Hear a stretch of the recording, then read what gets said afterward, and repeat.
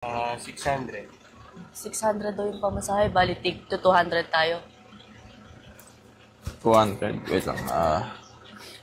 Oh, ito yung bag ko. Di, 200 daw.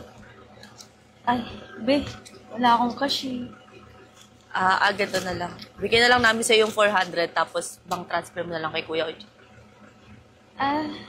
Wala din akong data. Sige, abunuhan muna namin. Basta may tig 100 kami sa'yo Sige, salamat, May. Wala ito, ba? Ay, B, may malapit na ATM machine to, no? Gusto mo samahan kita mag-withdraw para di ka nahihirapan na wala kang cash? Ano na lang, ako na lang. Hintayin niyo na lang ako sa gate. Sige, tayo ka na lang namin sa gate. Tara, tayo natin sa gate.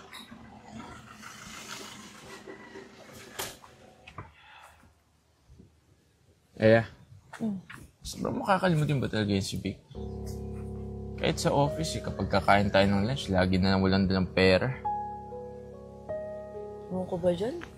Kung makakalimutin o nananadya lang. Alam mo ba, di ba pag uwian, lagi kami sabay niya na umuwi. Tapos kapag magbayad na kami sa jeep, lagi na lang siyang walang barya. Grabe kasi, minsan 3 beses, sunod-sunod na araw, wala siyang barya. Ako yung nag-aabono.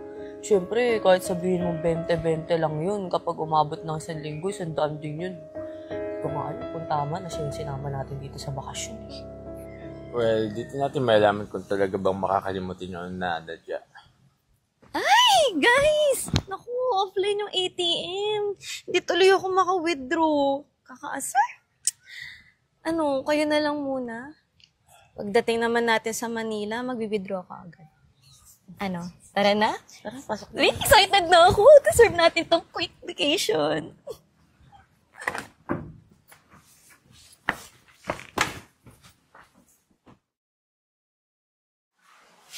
Uy, guys! Order tayong food. Hala ko ba, mamimili na lang tayo sa palengke, tapos magluluto para tipid. Ano ba naman yan? Kaya nga tayo nagbakasyon para magpahingi. Hindi para magluto. Sabagay. Sige, ako na ang order online na.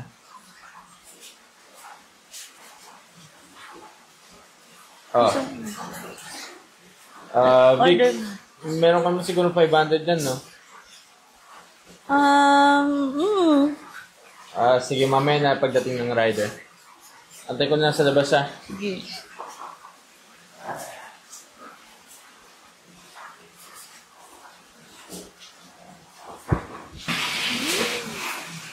Kasi iyan. Malapit na daw yung rider. Sakto, gutom na ako. Wala, B, Friday pa lang ngayon. May kailangan akong tawagan, ha. Teka lang. Oh. Nasa si Vic? Kailangan ko yung 500 niya. Diyan na yung rider. Nakausapin lang daw. Check ko na lang sa bag niya. Kung may cash.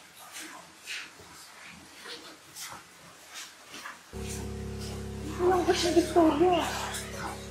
Baka naman nakapag-withdraw na siya kahapon. Yung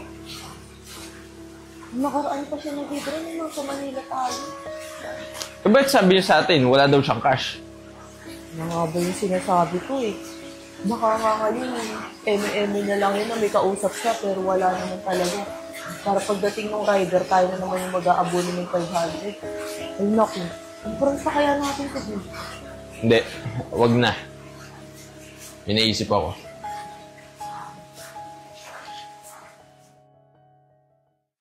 Ganda ng picture ko dito. Oy, Vic.